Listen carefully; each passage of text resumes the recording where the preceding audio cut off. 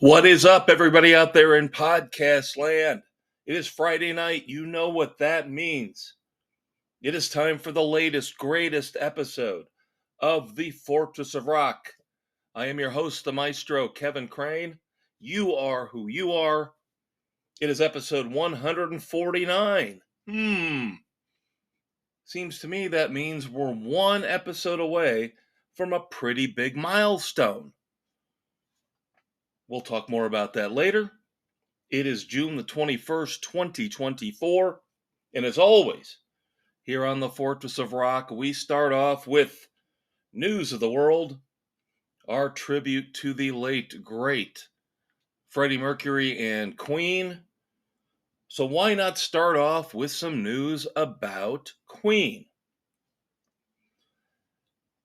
Queen has sold their recording, publishing, likeness rights, pretty much the whole shebang, outside of revenue from live performances, to Sony Music for a record $1.27 billion, with a B, billion dollars.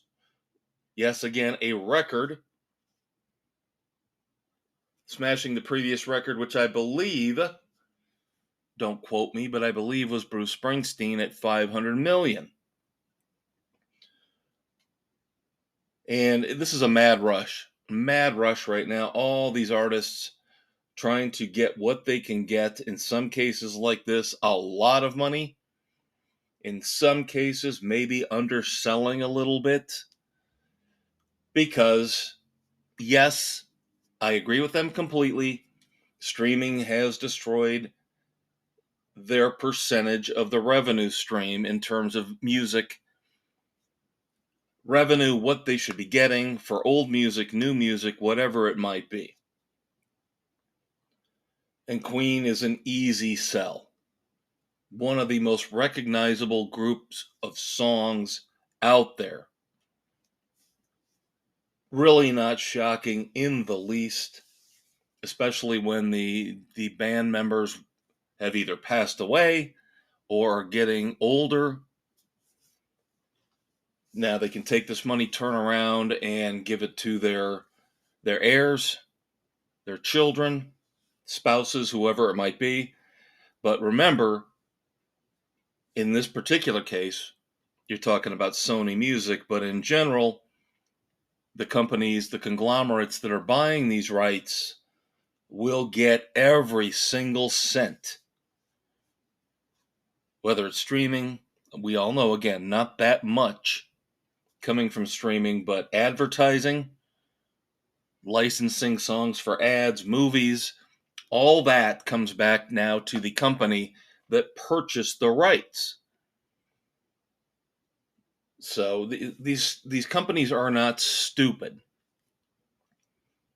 They are really kind of greedy and selfish, because otherwise we wouldn't necessarily have all these performers and these bands trying to sell their publishing rights and their recording rights.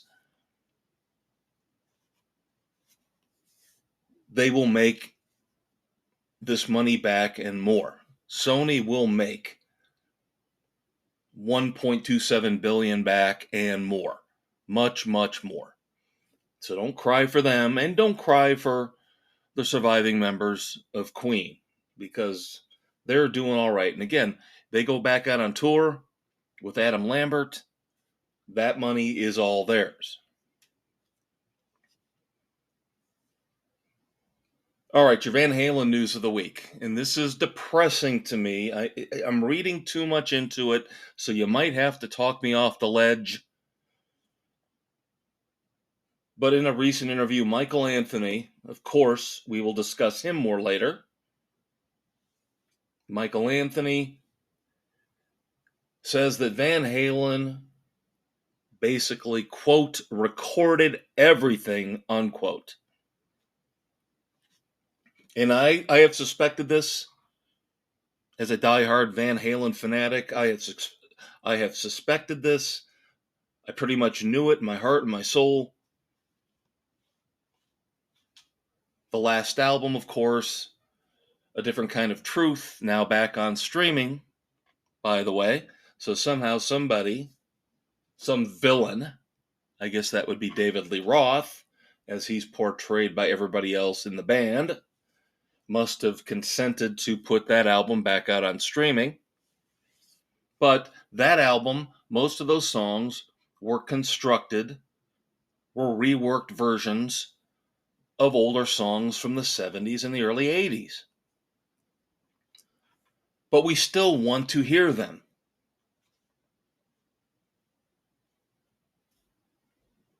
For example, Big River on the final album. I have a bootleg version of Big Trouble, which is where that song came from. I would think that the fans would want to hear Big Trouble. I would think the fans want to hear anything and everything, all of it, that Eddie and the band put together. And as a Van Halen fan, as I respect his son, Wolfgang, and of course his brother, Alex, and we recently talked about the disturbing news that Alex was auctioning off, it sounded like almost all of his drum gear. I would hate to think that they will never take the time, and I know Mammoth, WVH, I know Wolfgang has got his own thing going on, and I get that. But whether he likes it or whether he doesn't, and whether Alex likes it or whether he doesn't, you have a responsibility to the fans. And these guys are taking it in two different directions. Alex is just cooped up. Yes, he's got the memoir Brothers coming out. But Alex is cooped up, not doing anything, not making public appearances, whereas Wolfgang is out there with his band, touring constantly, creating.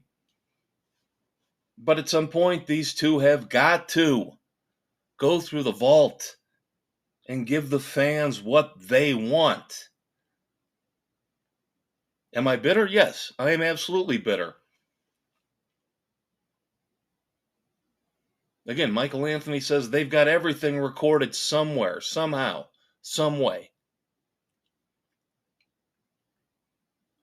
There's no excuse. Especially for Alex. I'm sorry. Especially for Alex. To not be going through the vaults, putting this stuff together, cleaning it up, and putting it out there for the fans. And I will say this, and it will sound awful and terrible, and this won't be the first time here in News of the World where I will say something awful and terrible. You're just going to have to live with it. I'm passionate about music. I'm passionate about people and performers who do things the right way and the wrong way. Alex needs to get into the vault, clean this stuff up, whether he's got to get Don Landy or whoever to help him. I give Wolfgang more of a pass because, yes, he needs to create his own legacy with his own band. But let's clean up what's in the vault. Let's start issuing some of this stuff out for the fans. Yes, you do owe the fans something. Because the fans are the ones that have got it now so that you don't have to worry about paying a single bill for the rest of your life in terms of not having a check clear or having a payment clear. The fans did that for you. Yes, you gave us the magic of the music in return, but that's a symbiotic relationship. And you'll make money off of the vault recordings. Get it done. And this latest tease from Michael Anthony does not help the situation and does not make me happy.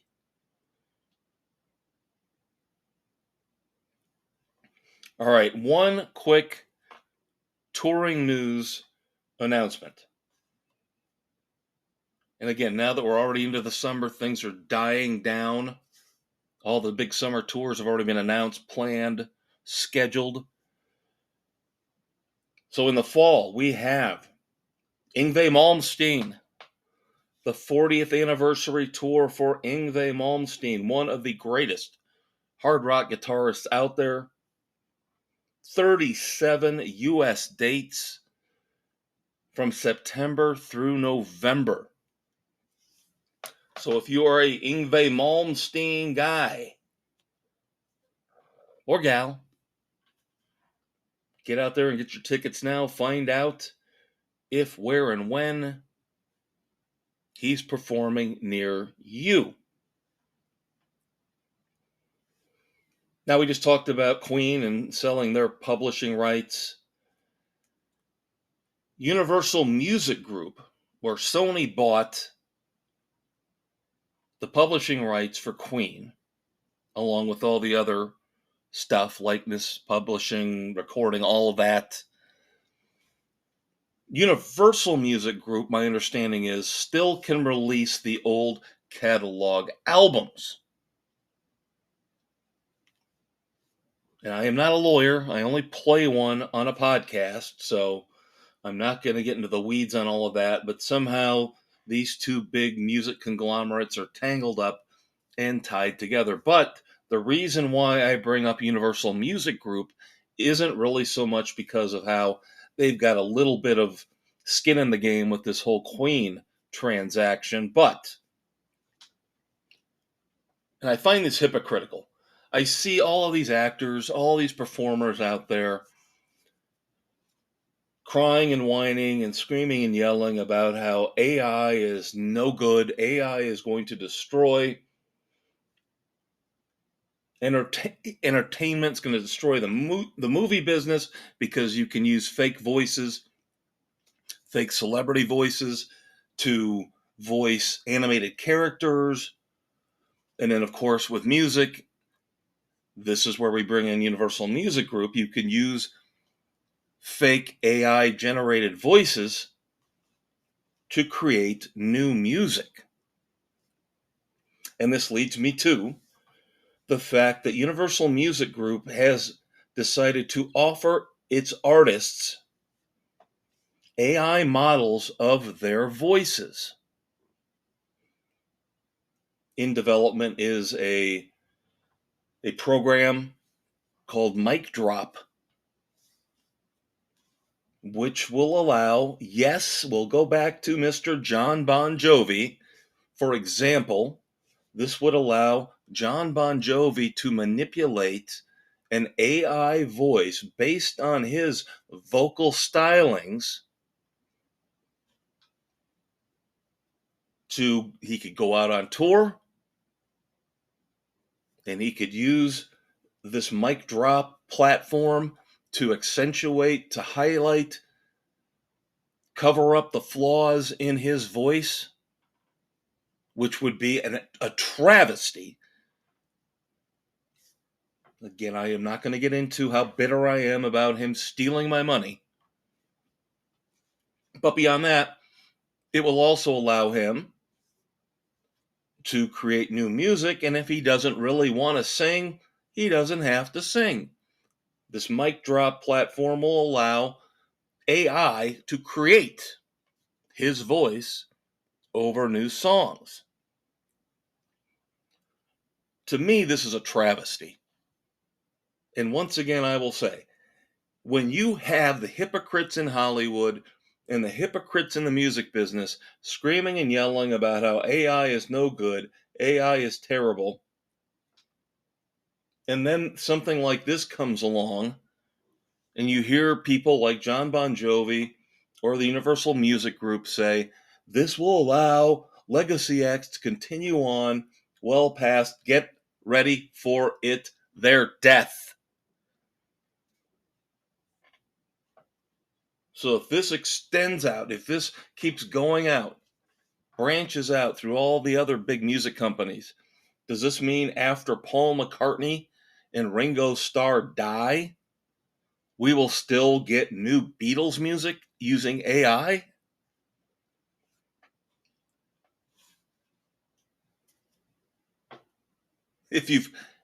I would hope most of you have seen it, but if you have ever seen the Terminator and the whole Skynet dark joke about Skynet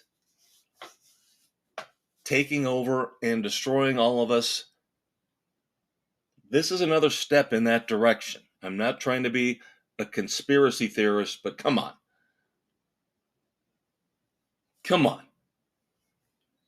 You're really going to allow new music with computer-generated vocals from dead superstars? Are we going to get new Elvis music? I mean, this is a travesty. But again, as long as the checks are signed and the money gets deposited into the right bank account, I guess all the histrionics really don't mean anything from the hypocrites in Hollywood and the music business. Speaking of hypocrites in the music business, this is the other story here in News of the World that I was really kind of zeroing in on, where I alluded to earlier, where you're not going to like me. I'm going to come off as a really nasty bad guy, and I don't care. I just don't care. And I'm a big Kinks fan, so let's start off with that. This is a story about the Kinks, and this is a story about Dave Davies of the Kinks. Of course, Ray Davies is considered by most people the leader of the Kinks, but his brother, of course, played a very significant role in the Kinks. And now word comes out about the sad, terrible, awful tale of Dave Davies and his Rock and Roll Hall of Fame award, the statuette they get. And we've seen this in the past too. Sports, Heisman trophies. We've seen gold medals get auctioned off. But now I'm supposed to feel awful for Dave Davies. And yes, I know he had a stroke, a terrible stroke. I get it. So I'm going to cut you off at the pass right now before you start bringing that up. But what happened was, from the accounts I've read, his Rock and Roll Hall of Fame award was in a storage unit. Number one, why would you keep something so sacred in a storage unit?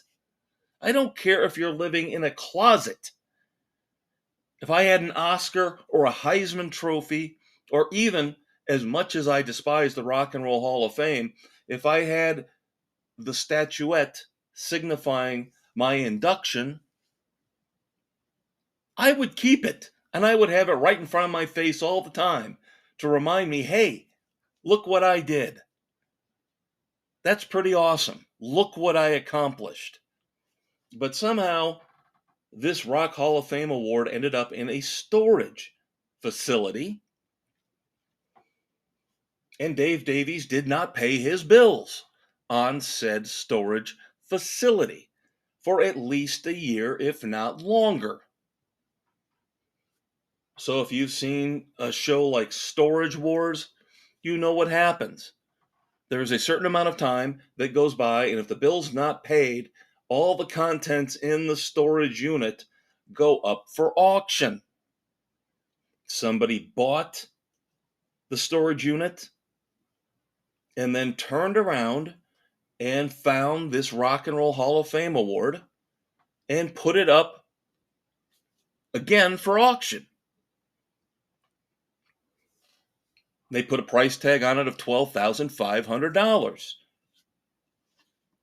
And then we get the sad story. Nobody contacted me. This is Dave Davies. Nobody contacted me. Nobody told me what was going on. I had a stroke. This is terrible. I shouldn't have to buy back my own award. Well, here, number one, pay your bills. Don't you have a business manager? Even if you had a stroke. And I'm sorry again. I know a lot of people will be offended by this. But didn't you have a business manager? Or got a brother who was in the band who might have been able to help out and pay the bills so your stuff wasn't grabbed, put up for auction, and sold to strangers for the highest bid? If it was you or me, there's no tears being shed. Everything that we would have had in that storage unit, gone, bye-bye, you're never getting it back. But the sob story of Dave Davies, I shouldn't have to pay $12,500 to get my Rock and Roll Hall of Fame award back. It's my award. He didn't steal it from you. You're making it sound like he stole it from you. You didn't pay the bills on the storage facility for a year. And now the crying and the whining continues to the point where whoever it was that has got the statuette has conceded, all right, get a hold of me and we'll work something out that's a little bit more friendly for you, Mr. Davies. And he doesn't have to do that, in my opinion. The guy who's got the award doesn't have to do that. And this is, again, a terrible tale of Hollywood privilege.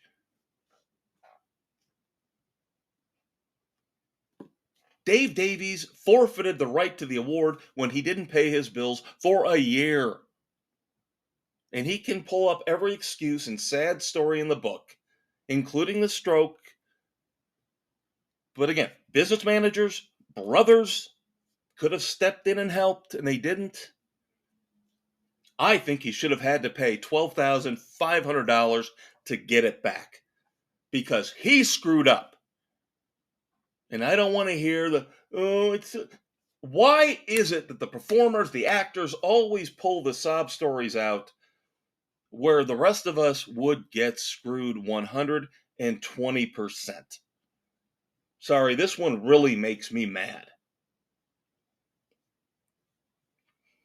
And of course, we've talked about recently, shifting gears a little bit, somebody else who made me mad with another tale of woe in the world of music and entertainment. The Black Keys have signed with Red Light Management. They also managed the Dave Matthews Band, Stone Temple Pilots, and Don Felder, among others. I'm not going to revisit what I said about them, but it's the same kind of concept. It's never our fault as a performer. It's never our fault as the individual that we weren't paying our bills, that we weren't overseeing what our management company was doing, or overestimating our popularity, God forbid.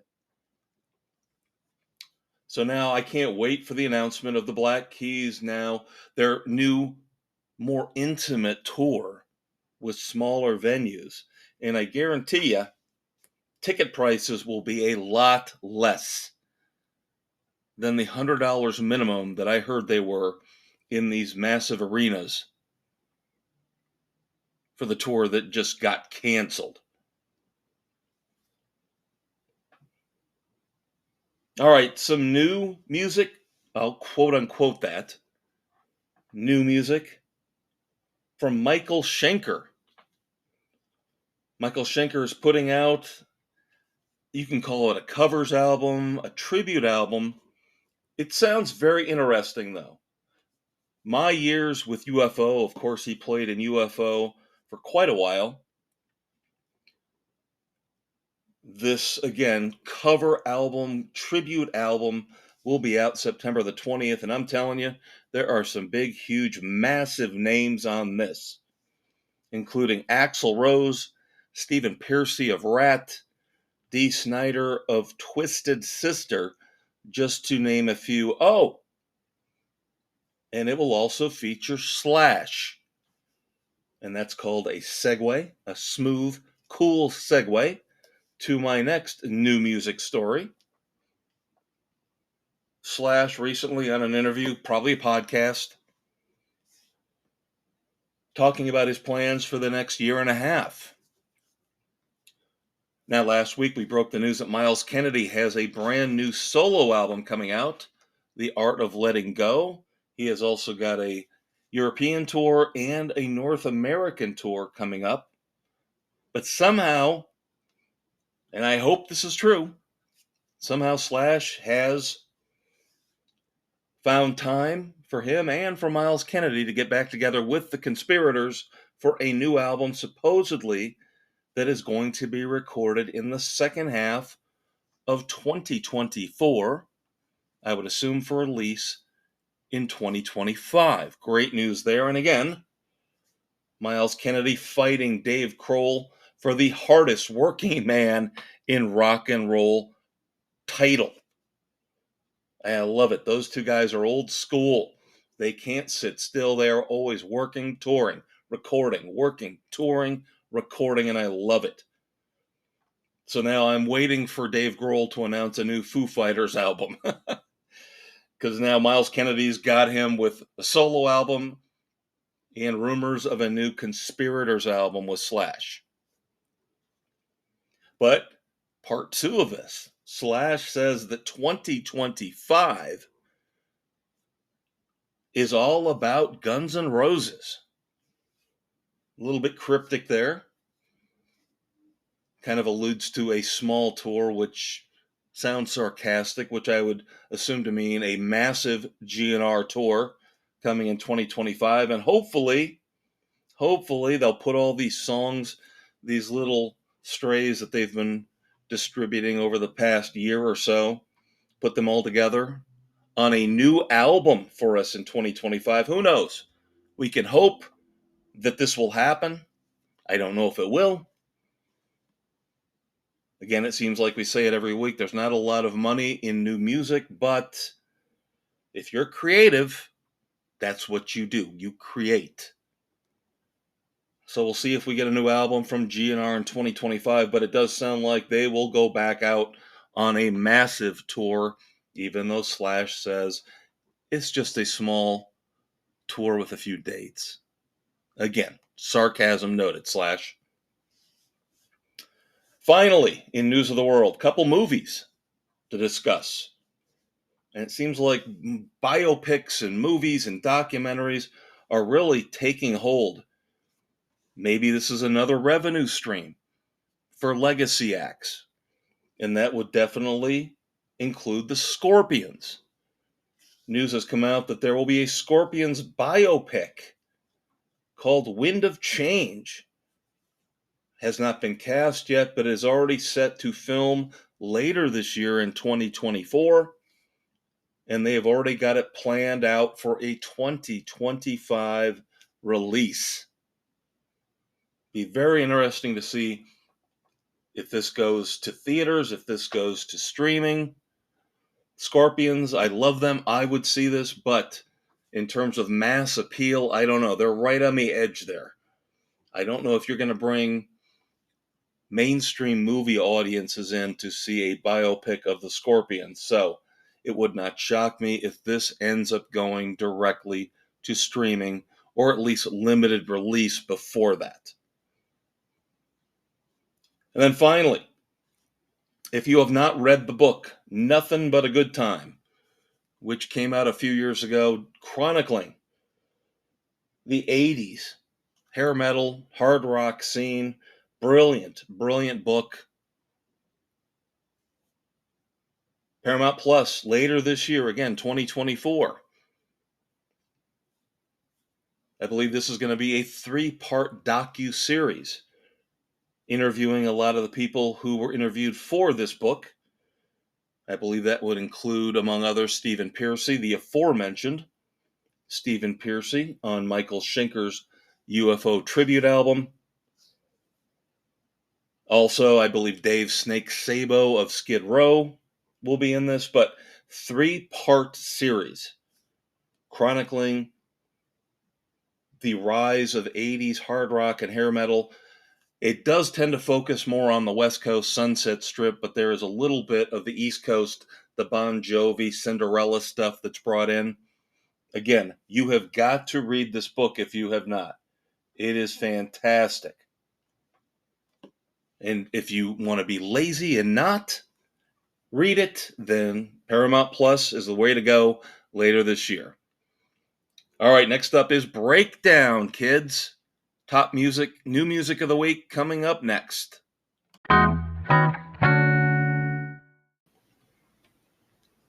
All right, everybody, welcome back to the Fortress of Rock, Segment 2, Episode 149 here on June the 21st, 2024. I am the Maestro Kevin Crane, your humble and gracious host, and this, of course, Segment 2 is Breakdown, arguably our most important segment each and every week, because this is where we discuss and review new music. Now, a recurring theme here this week seems like it's going to be, once again, how little performers, bands, artists get from streaming services for their music, and it tends to discourage them from creating new music, and we don't want that. There has to be a fix to the system somehow, some way. We need to make sure that even though inherently you would think that creators would create, but more often than not, I think there is supposed to be a financial incentive for that in this day and age. So we need to make sure that these bands, these performers that we know, that we love, the old ones, the new ones, that they are being encouraged, whether financially or maybe in this case, positive reviews, word of mouth that gets out there, so that they know that we care about the new music. We want new music. We want to keep listening, not just to the old stuff played over and over and over again on classic rock radio, but we want new music. And so your featured album review of the week, Mike Campbell, of course, used to be the right-hand man for the late, great Tom Petty, who this segment is in tribute to. Mike Campbell, the third album with his band, The Dirty Knobs. The album is Vagabonds, Virgins, and Misfits. And this is a very interesting review. Let's put it that way. Technically 11 tracks. When I say technically 11, let me get through it all and you'll understand why I'm saying that. But as always, here on the Fortress of Rock, we go through this album, Vagabonds, Virgins, and Misfits, track by track. Now, most of the albums we've reviewed here since we started this shindig almost 3 years ago have fallen into a typical pattern. Now, the great ones do not. The great albums, solid pretty much from beginning to end. Unfortunately, we've only had a couple of those this year. The pattern usually is, let's lead off the album, first 4 or 5 songs, put the best stuff out there, put our best foot forward, and then after that, whatever happens, happens, which is depressing and sad because looking back at the classic albums of the 70s and the 80s, even though they put out albums more frequently, the albums were better and more consistent from beginning to end. And the problem we've had lately, again, 4 or 5 good songs, maybe not even that, maybe 3 at the beginning, and then the rest of it sounds like generic filler. Mike Campbell's new album is almost the opposite. So now as we go through track by track, I will explain. And the bookend songs, track 1 and track 11, if you want to call track 11 a song, I think it's cheating. But track 1 and track 11 are terrible. Throwaway, terrible, awful, terrible. Either a song in the case of track 1, the greatest, or a short, inconsequential instrumental that I don't even think lasts 30 seconds in a mandolin. So they start, I'm cheating, I'm sorry. We start off with the greatest. And this sounds like a third grader who is being tasked with writing a song about if you were up on stage, little Jimmy, little Mikey, little Tom, if you were up on stage and you were enjoying all the adulation and the applause from the crowd, and you were asked to write a song about it, what song would you write? And then you would get the greatest. This is coming off the heels of Bon Jovi and that awful, awful, awful wedding song from last week. I think I have now heard two of the worst rock songs of the last decade within a 2-week span. The greatest is abysmally bad. You are the greatest. You're trying to send out a love letter to the fans. That's nice. That's wonderful. I think we'd rather have a regular, full-fledged song than this piece of tripe. I mean, this is miserable, miserably bad.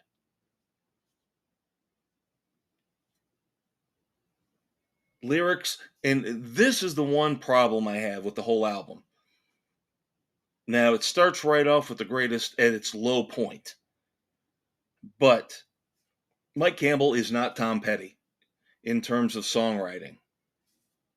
Mike Campbell has a profound habit of falling into the worst rock and roll cliches in his writing imaginable. I mean, he very rarely comes up with a turn of the phrase, an interesting combination of words and phrases that have never been done before 100 times, okay?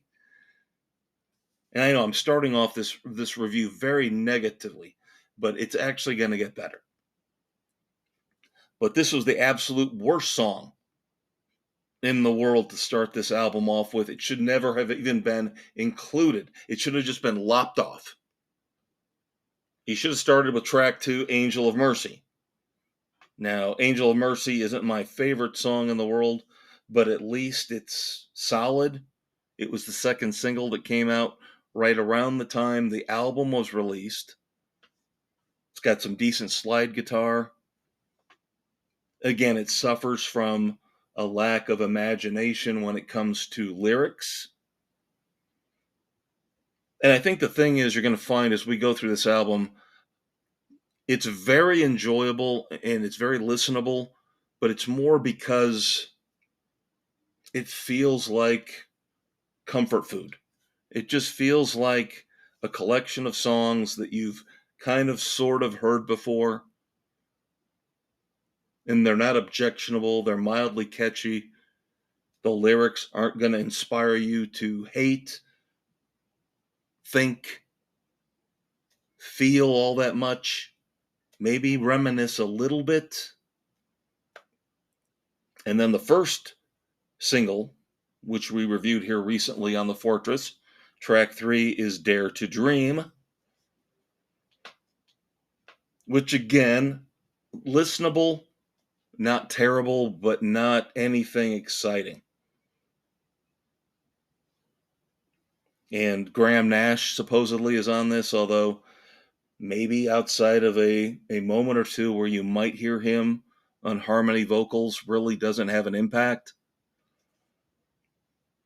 So right now through 3 songs, I'm like, ugh, not a big fan. Not a big fan. Now, External Combustion, their last album, was very up and down. There were really high moments and really low moments, whereas Vagabonds, Virgins, and Misfits is more consistent, for better or for worse. Because after we get through Dare to Dream, I think the album takes off almost to the end. Now, track 4, Hands Are Tied, is spooky. Spooky in that this is the closest I have ever heard Mike Campbell to sounding like Tom Petty. and it is eerie and spooky. That being said, this is a very pared down, simple, more on the mellow side. Still a little bit of a rocker, but more of a mellow rocker. To me, this was the highlight of the album, along with a couple other ones we're getting to in a minute. But nobody is going to accuse Mike Campbell of being the second coming of Ernest Hemingway in terms of his lyrics. And that's a good thing and a bad thing.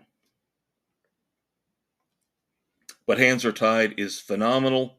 Great, great song. Maybe track 5 stumbles again a little bit. And I've already upset people with some of my takes in segment 1, so let's just keep it going right now into segment 2. Hell or High Water is the 5th song on Vagabonds, Virgins, and Misfits. And this is a duet with Lucinda Williams. I don't understand the appeal of Lucinda Williams. Yes, I know she has suffered, just like we talked about in segment 1 with Dave Davies. And everybody wants to say, well, he had a stroke. That's why he couldn't pay his bills for a year. And I say BS to that. Now, on a different front, we know Lucinda Williams has been suffering from a debilitating disease for a long time.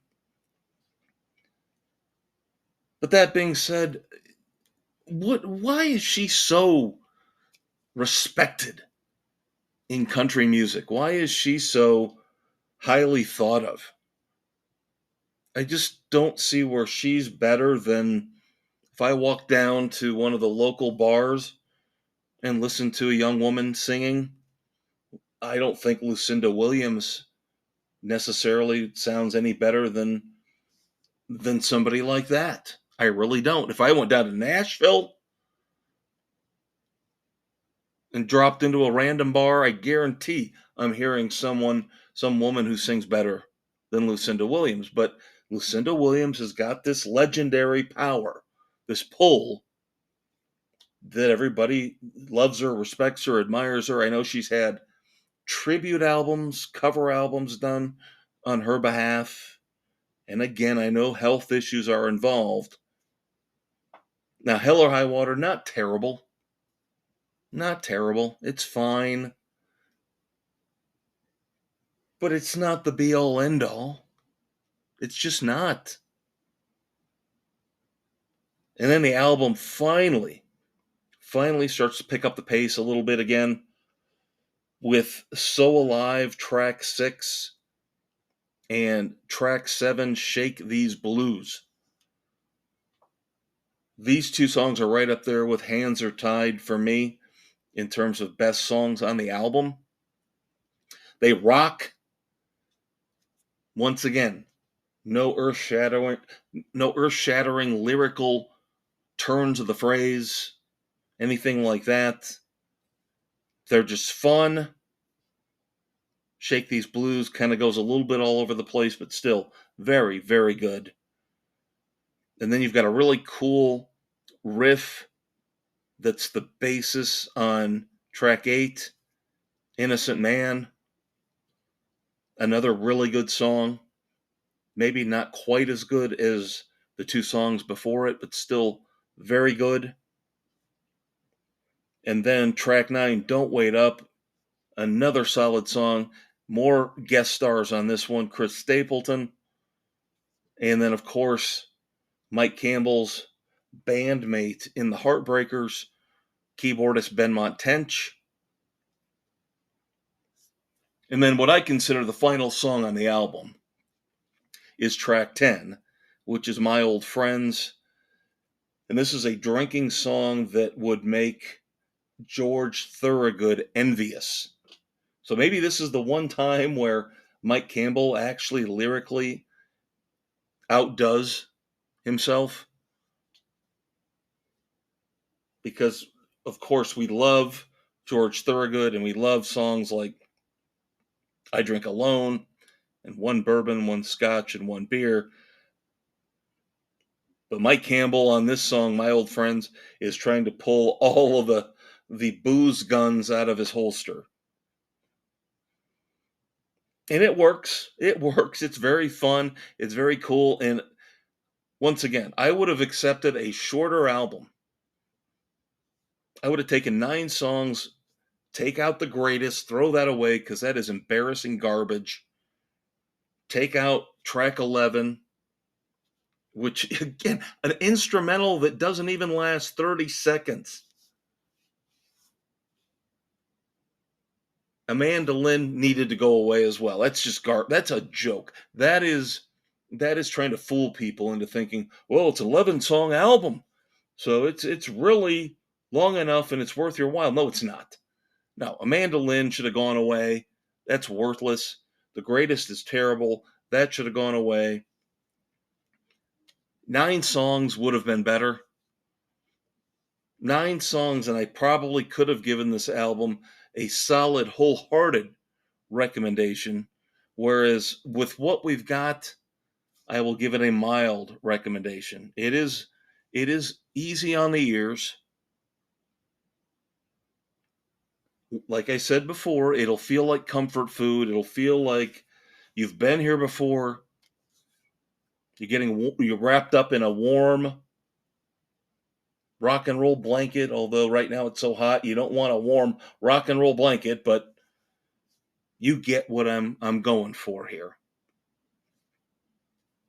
I will recommend Vagabonds, Virgins, and Misfits to a point. It will not,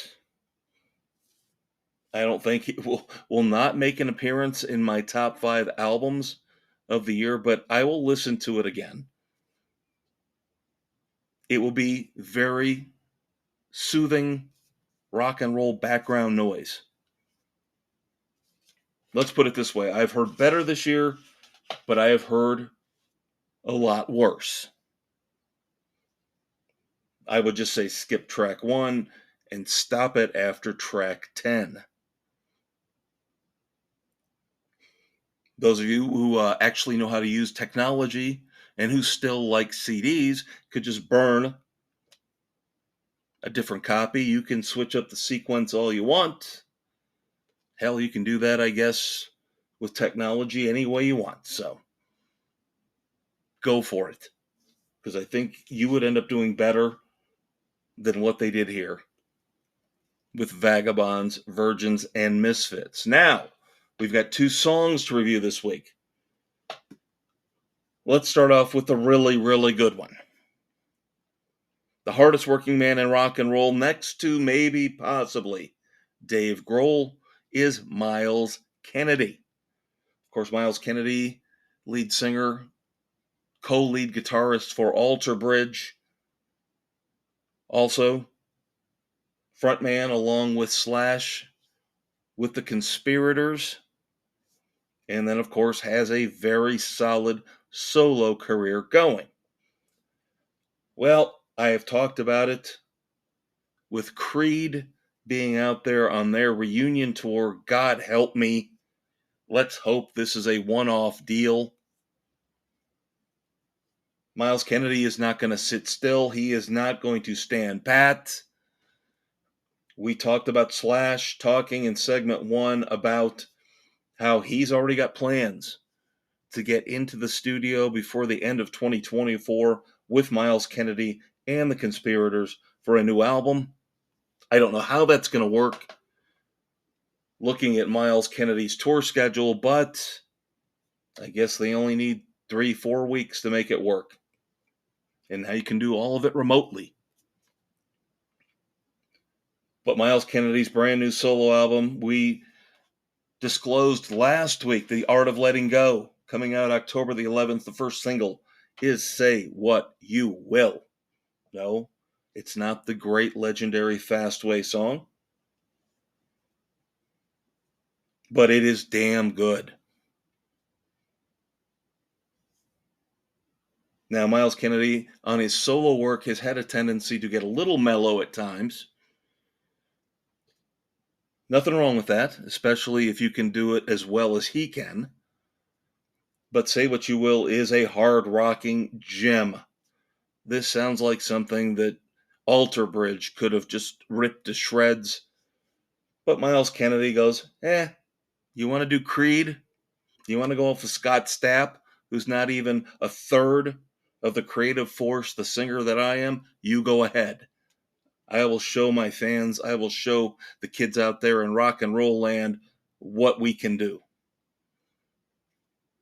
So again, a great song that could have fit perfectly with Alter Bridge. Miles Kennedy says, nope, I'll tear it up on my own. It is awesome. Say What You Will. The first shot, the clarion call for his upcoming solo album. I don't know if I'd recommend watching the video. The video is a little goofy. It's trying to be about bullying in high school, but it gets a little creepy when a young girl is forming a band with three older guys, including Miles. Just stay away from the video on YouTube. Listen to the song over and over and over again, because Say What You Will is phenomenal. Highly recommend this. And then finally here on Breakdown, this disappoints me. This really disappoints me. The Offspring. The first single from their upcoming album, Supercharged, is Make It All Right. Supercharged, just like Miles Kennedy's album, The Art of Letting Go, out on October the 11th. But here's the big difference between the first single from Miles Kennedy and the first single from The Offspring. Whereas Say What You Will is straight on, in your face rock and roll. The Offspring, and they have had, on occasion in the past, they've done this. And it drives me crazy. Gone Away is a perfect example, where they get a little bit too wrapped up in their cozy pop blanket, and they forget they were the best. They built their legend, and they were the best when they were a little controversial and a little edgy and a little nasty, and they were not PC. And I have one perfect example in the lyrics on this as to where they could have changed it, tweaked it just a little bit. Now, they would have gotten in trouble, but I don't think they would have gotten in so much trouble where I think their diehard fans like me would have said, that's the Offspring. That's the old middle finger to the establishment Offspring that we know and love. So Make It All Right is the first single off the upcoming album.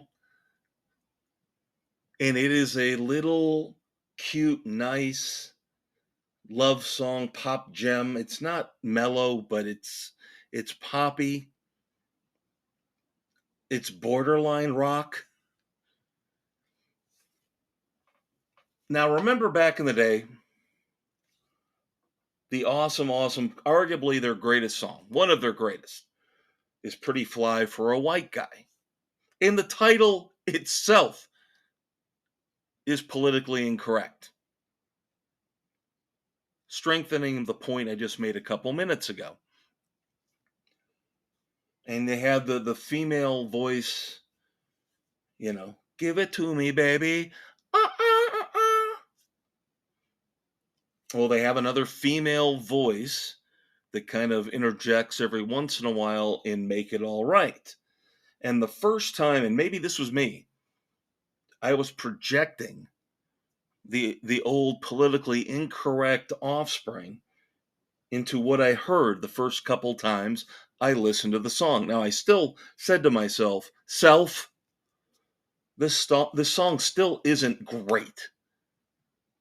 But at least they're still trying to tweak the system and trying to tweak sensibilities and be a little nasty and dirty.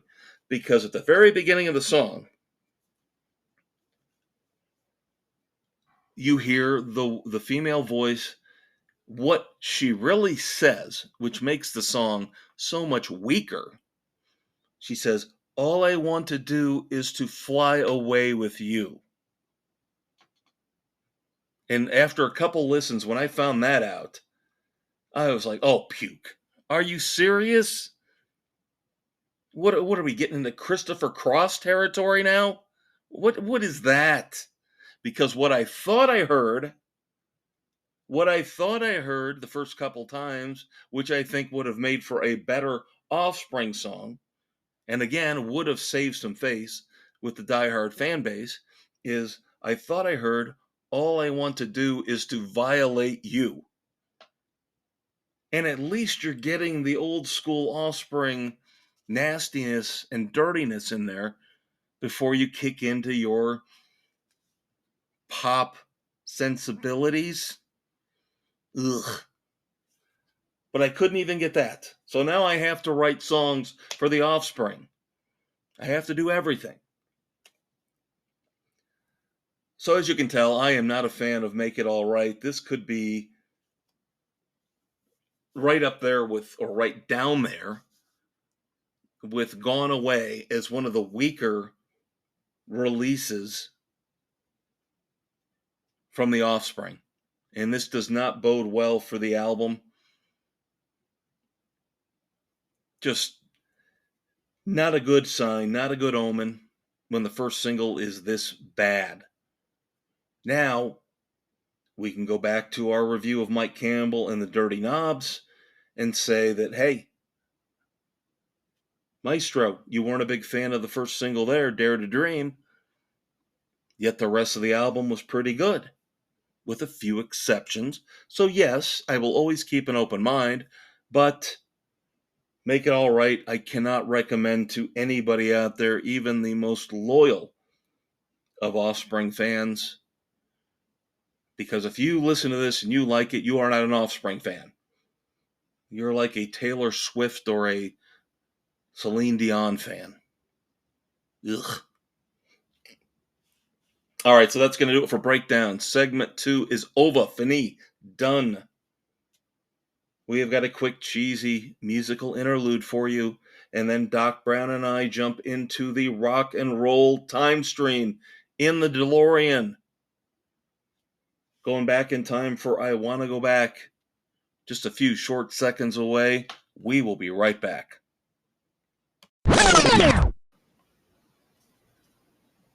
All right, everybody, we are in the rock and roll DeLorean.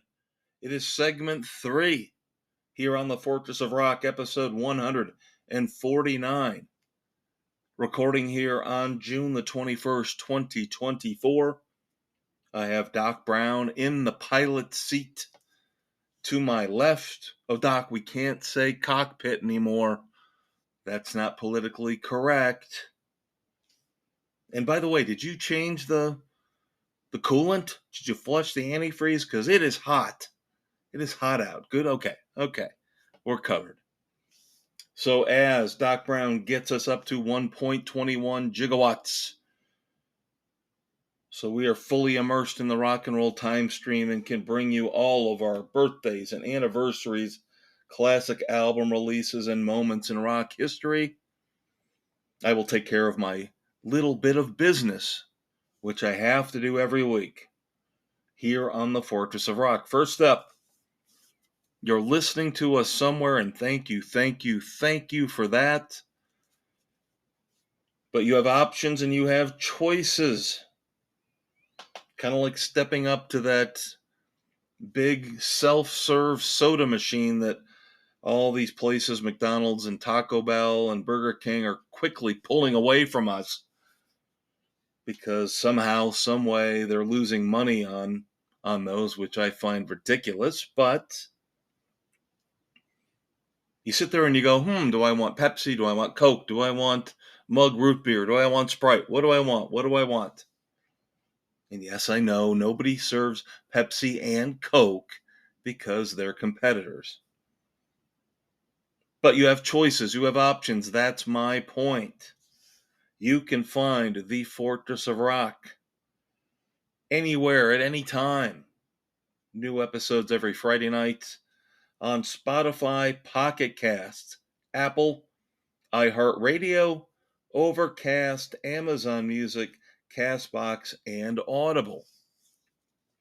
And don't forget to check out the Facebook page. We always do a couple fun things each and every weekend. Tonight, right around the time we drop the new Fortress of Rock podcast episode, we also drop our latest Weekend Rock Project Challenge. So now, if you'll remember, about a month or two ago, probably 2 months ago, closer to 2 months ago, we had a Weekend Rock Project Challenge where we asked you for songs using the word home or house. So now this weekend, we want you to focus on what's inside your house.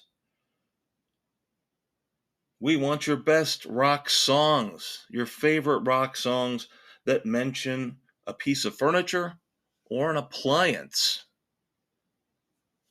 So we'll be a little bit generous with this. There might be a little overlap with some of the projects, the Weekend Rock projects we've done in the past. I get that. We're to the point now, as we're years and years and years into this, that there's going to be overlap, and I begrudgingly accepted that, even though I'm a perfectionist. But I've accepted that. So, for example, my pick to start everything off was Alice in Chains, Angry Chair. So, take it from there and go forth into the rock and roll wastelands, kids, and give me some good choices for this weekend's Weekend Rock Project. Now, of course, on Sunday, we will do New Music Sunday, a brand new music video, brand new song off of YouTube. Still got a couple options, couple choices out there that will carry us through for the next few weeks. Although pickings are getting a little slim. Hopefully some of these bands will start announcing new music, new albums. So we'll have a few more things we can choose from to give you for your New Music Sunday every Sunday afternoon on the Fortress of Rock Facebook page. Now, I need help. I need assistance.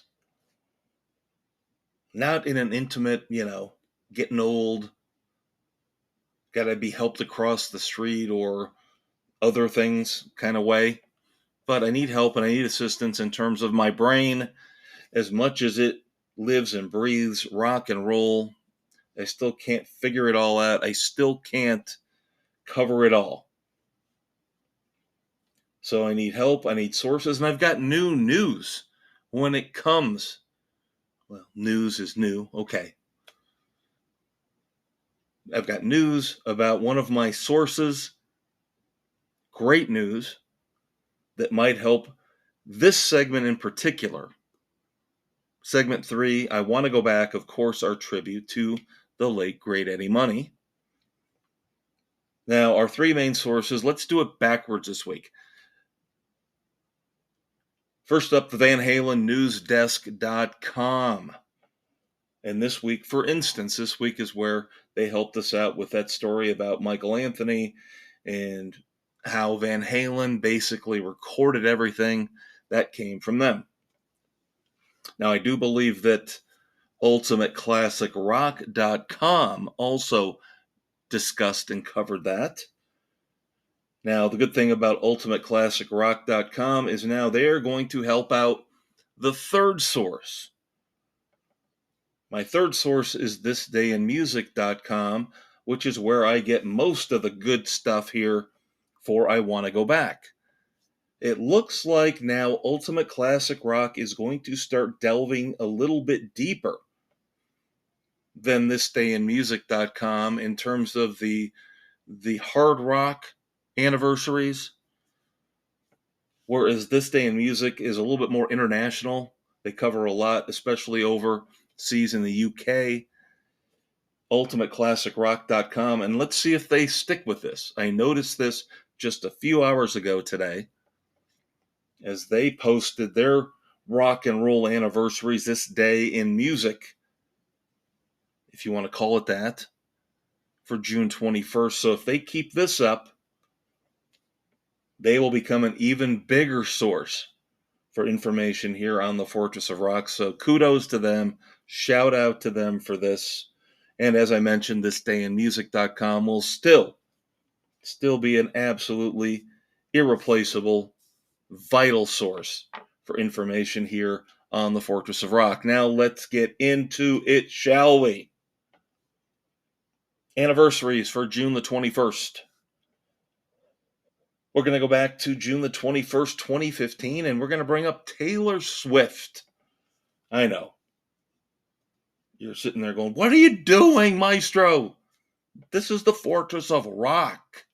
Yes, we know we indulge you in your disco stuff, but come on. Trust me, this affects all music. On this day, June the 21st, 2015, Taylor Swift forced Apple Music to change a really stupid, ridiculous compensation policy. Now, we talked in segment 1 about how little money artists are getting from streaming services, and we seem like we talk about that almost every week, ad nauseum. But can you believe back in 2015, before Taylor Swift put her foot down, with streaming services, whether it's music, now whether it's, TV, an Apple TV Plus trial period, free month of Paramount Plus, whatever it might be, these trial services, these trial periods, when it came to music, before this day in 2015, if somebody got a free trial period from Apple Music, they did not get compensated. The artist did not get compensated for any music that people played when they were underneath that umbrella of a free trial period, which is pathetic. The company, whether it's Spotify, whether it's Apple, whether it was Amazon, should have taken the hit on that. But they still found a way to hose the performer. And this is one of those situations where, again, I will back the performers 110%.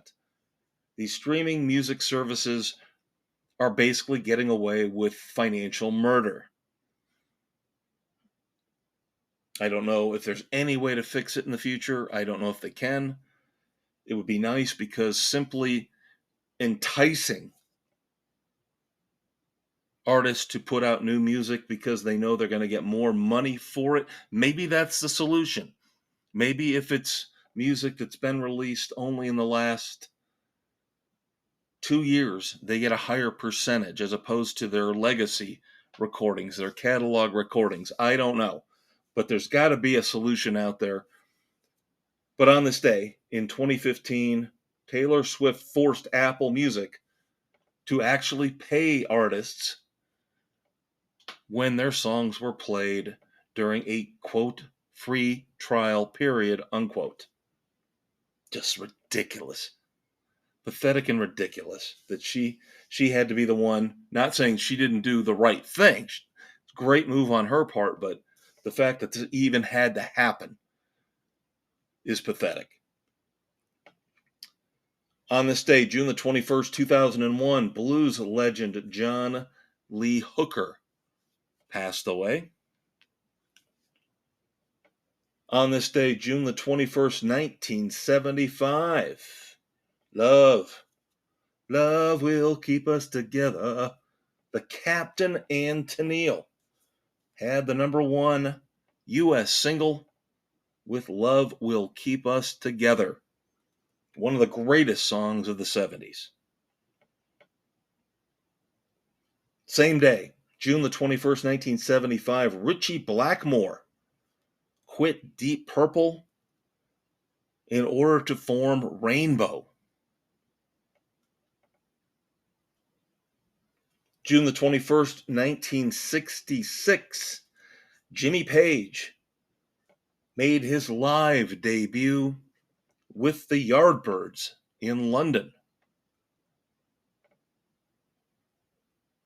And then finally, arguably, if not the greatest, one of the greatest film songs of all time was recorded on this day, June the 21st, 1962, with Vic Flick doing the immortal, legendary guitar riff. This was the day when the James Bond theme was recorded. So good. Right up there with Mission Impossible. Oh! Dang it. Ugh. And we might be talking about that in a few minutes. Let's move on to birthdays here. June the 21st. Wait, Kev. What are you doing? It's cheating time. You have to cheat. This is one of those rare exceptions where we have to cheat. Before we get to June the 21st, about half a dozen, maybe 6, 7 times a year,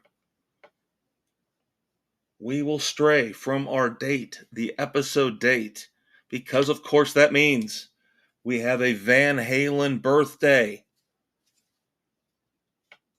Yesterday, as we record, June the 20th, was the birthday of the mighty, awesome, fantastic bass player, backup singer extraordinaire for Van Halen on all but the very last album, Michael Anthony. Happy belated birthday to Mikey. Now we move on to June the 21st. We start off with June the 21st, 1981. On this day, Brandon Flowers, frontman, lead singer for The Killers, was born. I have to admit, after the first couple albums, I've kind of faded out on The Killers. Hot Fuss was awesome. There were so many moments on that album where I was hearkening back, listening to it, and thinking Brandon Flowers had to have been a Cars fan. And I think the Cars influenced more performers than we realize. But there were definite moments on Hot Fuss where you could hear the Cars bleeding through in the sound of the Killers. So Brandon Flowers, happy birthday. Born on this day in 1981. Born on this day, June the 21st, 1976. Another band I've kind of faded out on, but I do like a lot of their music. Incubus. Their guitarist, Michael Einziger, born on this day in 1976. And yet another band I'm kind of hit and miss with. Born on this day, June the 21st, 1969, from Wilco. He has the awesome title of multi-instrumentalist, Pat Sansone. I probably butchered his name, and I'm sorry if I did. So The Killers, Incubus, Wilco. 3 bands that I like, I respect, but I'm not really... They're not in my top 100 of all time, let's put it that way, in terms of bands and performers. But I do like them. That's how much music I listen to. The Killers, Incubus, Wilco, like them a lot. But so much music, they don't even make it into the Maestro's top 100 performers of all time. Neither does this band.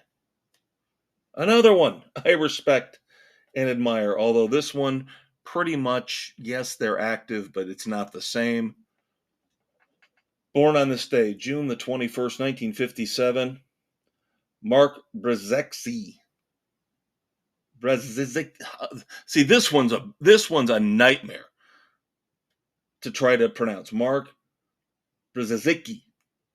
That's probably the best I can do for you. Mark Brzezicki. Born on this day, 1957, drummer for Big Country. And of course, Big Country, you know, the song In a Big Country, Fields of Fire, Where the Rose is Sown. Of course, their lead singer and frontman killed himself, tragic suicide. Some people would be cynical and bitter and say suicide is not tragic. And these are the people that don't understand that there is a mental health crisis out there, and everybody should have affordable and easy access to a mental health professional or a counselor, somebody to talk to, because this world is cruel and it's mean, and even families can be cruel and mean. So even if you have to pay for it, not going there, but even if you have to pay for it, you need somebody, a professional to talk to in times of need and in times of crisis. Born on this day, June the 21st, 1951, Niels Lofgren, of course, of the E Street Band. Born on this day, June the 21st, 1950, technically kinda sorta no longer with the band, but he will always be the drummer for Aerosmith, the great Joey Kramer. Born on this day, June the 21st, 1948. A band that I really kind of got into a little bit more later on. Still, not one of my favorites, but I respect a lot of the music they put out there. Of course, they were on Apple with the Beatles, a little bit of Beatles help and influence in there for Badfinger. Born on this day, June the 21st, 1948. Joey Molland, guitarist for Badfinger. Born on this day, June the 21st, 1945, Chris Britton, guitarist for the Troggs. And of course, we all know the one great classic song the Troggs are known for, Wild Thing. I'll never be able to get Sam Kinnison's version of Wild Thing out of my head. Born on this day, and we talked about his brother, and yes, I upset a lot of people about that, and I don't care. I will stand by my guns on that. There is no being wishy-washy on the Fortress of Rock. You either feel this way or you feel that way. This is not political. Political stuff, yes, there is middle of the road. There is sanity and reason in the middle. But when it comes to rock and roll, sorry. Not that way with the music we love. Born on this day, June the 21st, 1944, we talked about Dave Davies. But this is the birthday for Ray Davies, the de facto leader and frontman for the Kinks. And I don't know if I'd say I get upset, but I always feel like the Kinks are like the ugly stepchild of the British invasion, where everybody said the Beatles, the Stones, the Who. Don't forget the Kinks. Then finally, June the 21st, 1932, Lalo Schifrin. Very, very important composer for TV and movies. Most well known for the theme from the underrated TV show Mannix, as well as working with Clint Eastwood on a lot of films, most notably the Dirty Harry series, and yes, most importantly, as I let it slip earlier, he is responsible for the greatest television theme song of all time, maybe right up there with the Wild Wild West. Okay, we'll qualify it a little bit. But Lalo Schifrin is responsible for the theme from Mission Impossible. God, that is so good. That is good stuff, kids. And once again, I didn't want to stop the show and because I was never going to get the name right. My apologies. I will try it one more time. Mark Brzezinski, drummer for Big Country. I don't know how I'm ever going to get that right. So, sorry, apologies. I'm not trying to be a jerk and be funny. Seriously, hard name to pronounce. All right, everybody. Doc Brown looking at me like I'm a complete and total idiot, so that's fine. I get that from him pretty much every week.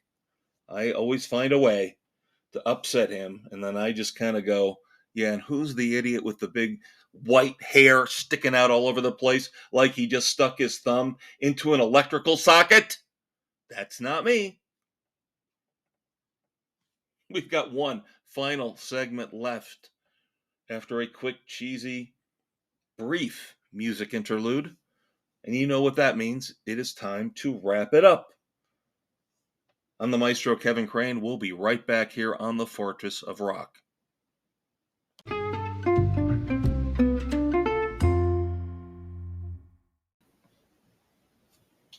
Hey, everybody, welcome back. It is time to, yes, wrap it up here on the Fortress of Rock. We've got the rock and roll DeLorean safely tucked into the garage here at the Fortress. The drawbridge been pulled up over the moat, starting to shut things down. Keeping the AC on, though. It is a hot one out there still. But wrap it up, of course, is our tribute to the fabulous Thunderbirds. This is where we let you know what's coming up over the next month or so here on the Fortress. And then we give you in tribute to the old Billboard music charts, not what they do now, but the old Billboard charts from the 70s and the 80s, our number one album and our top songs of the week. Now, if you've been listening over the last couple weeks, you know that we've hit a dull point when it comes to new album releases. Mike Campbell, which we just reviewed here with the Dirty Knobs in segment 2, was the last significant new album that we're going to have for a while. So right now I am planning, hoping to do something special for our 150th episode, which will be next week on June the 28th. I'm not keeping secrets. I have not come up with anything yet, but I have got 7 days to come up with something fun for us to discuss in place of new music. Now, there will be new music, just a couple songs instead of a concert or an album review.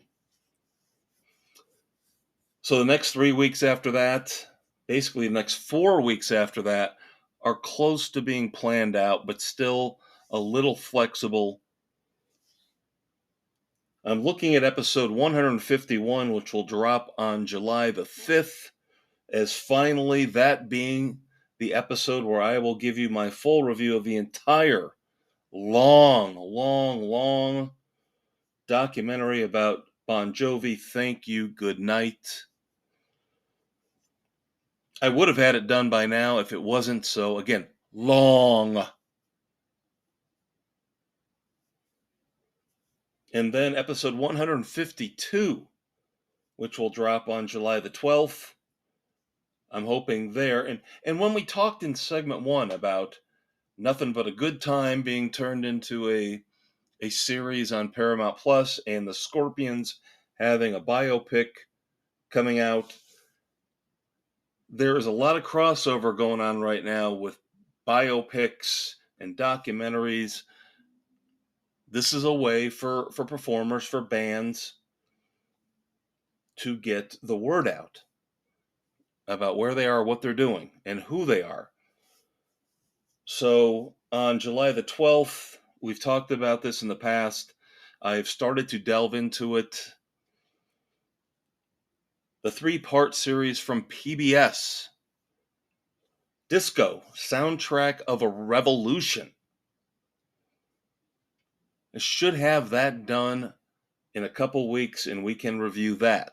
I'm not overly impressed with it yet. The first half an hour, I might have discussed this last week. The first half an hour is very political and very, it's got a PC vibe to it, let's put it that way.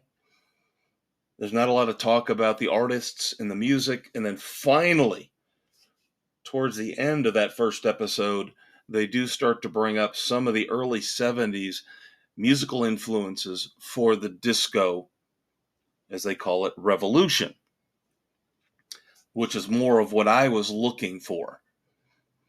So maybe now it'll get better as I get more into it.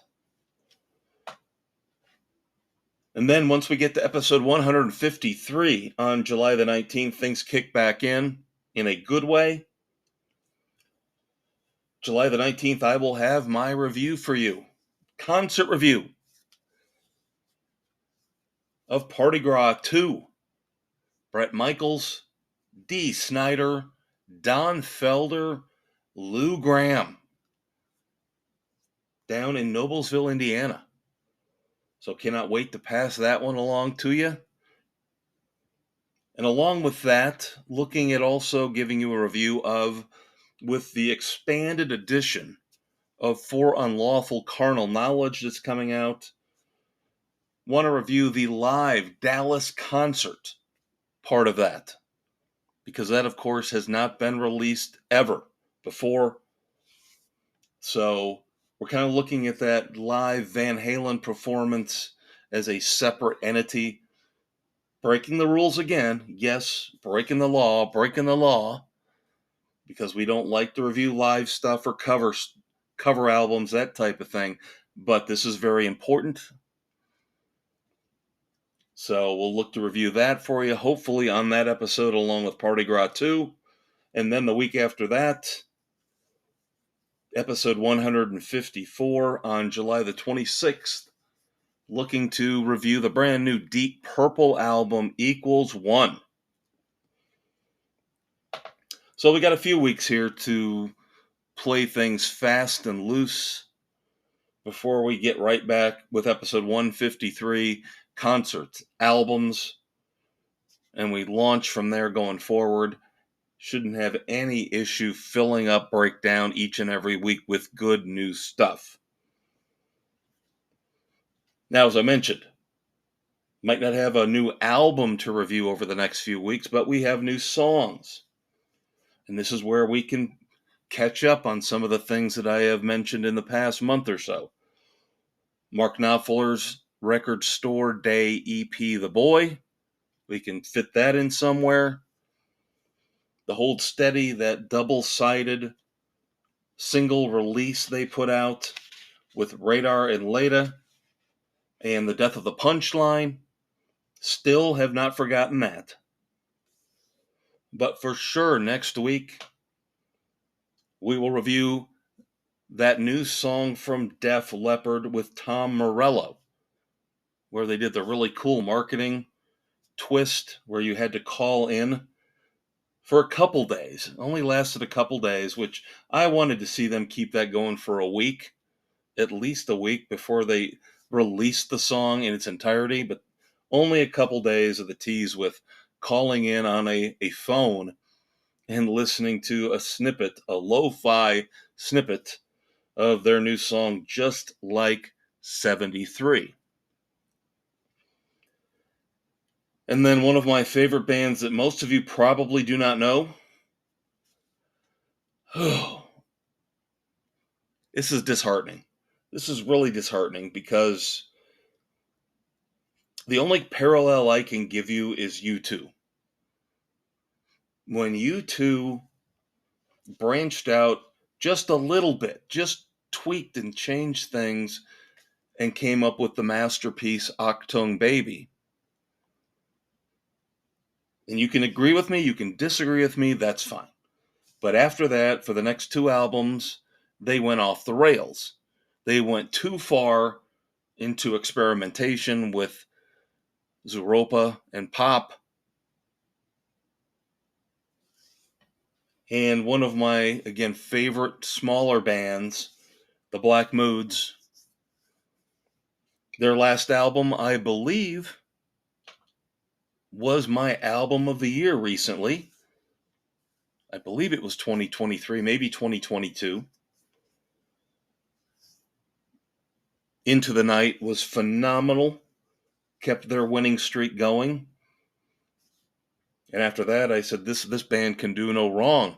This band, I cannot believe they haven't broken bigger. Well, they look like they have now decided to take the tact of U2 and say, well, we're not selling albums or we're not making money like we think we should, so let's just go off the rails. And we reviewed Heaven a few months ago, I believe.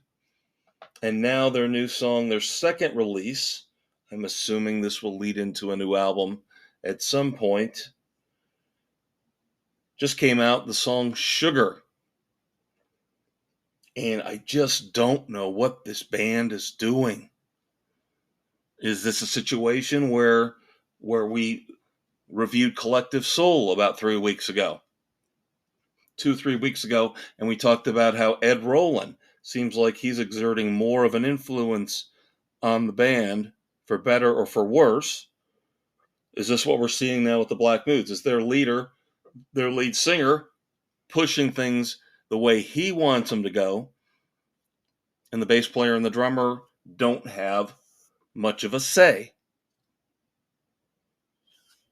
Now, we'll have more time to discuss this later on, especially next week when we review Sugar from the Black Moods.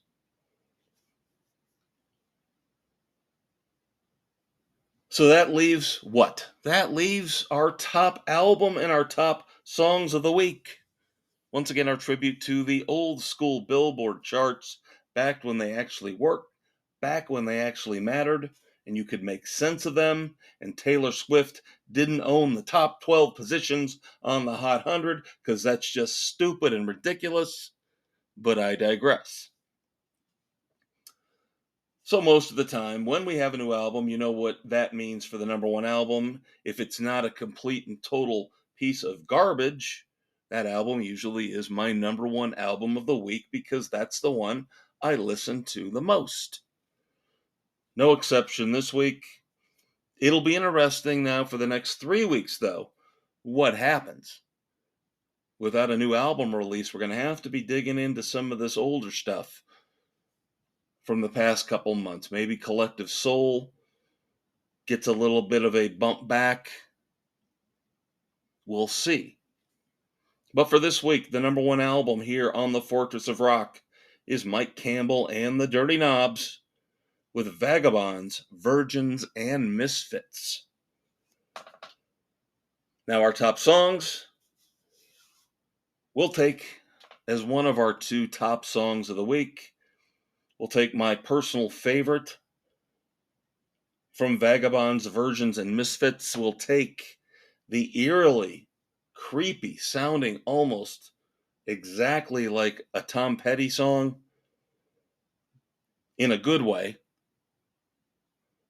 I guess we say creepy and eerie, it's not in a good way, but I didn't mean it like that. The song Hands Are Tied from Mike Campbell and the Dirty Knobs, along with, for the second week in a row, the tremendous leadoff single from Miles Kennedy from his upcoming solo album, The Art of Letting Go, Say What You Will, spends another week at the top of our Fortress of Rock charts. Well, I hope you enjoyed it. I would hope maybe you're inside cooling off, listening to this as the sweltering, scorching heat continues to pummel everybody. Supposedly, a few days from now, we'll have some relief. But again, if you're inside cooling off with the fans on, with the AC on, why not listen to the Fortress of Rock and go back and listen to some of the older episodes while you're at it? Because each and every week of the Fortress, there is no bad episode. They're all awesome. I know. I'm doing a little humble brag there, but what would you expect? Otherwise, why would I be doing this? I will send you away for 7 days until you're back here for episode 150 on June the 28th. I will send you off with the traditional love the one you're with. Now more than ever, that is so important. I am bitter, I am cynical, I don't know if I believe in love, but most of you do, so I will give you a nod, I will give you the benefit of the doubt, and I will say, love the one you're with. I am the Maestro, Kevin Crane. You are who you are. We will see you again. You will hear me again in 7 days. Until then, take care, listen to some rock and roll, go see a concert, as long as you don't end up getting overheated and dehydrated and end up killing yourself. I don't want you to do that. But if you get a chance, get out there, see some shows, have some fun, and we'll talk to you again in 7 days, everybody. Peace out.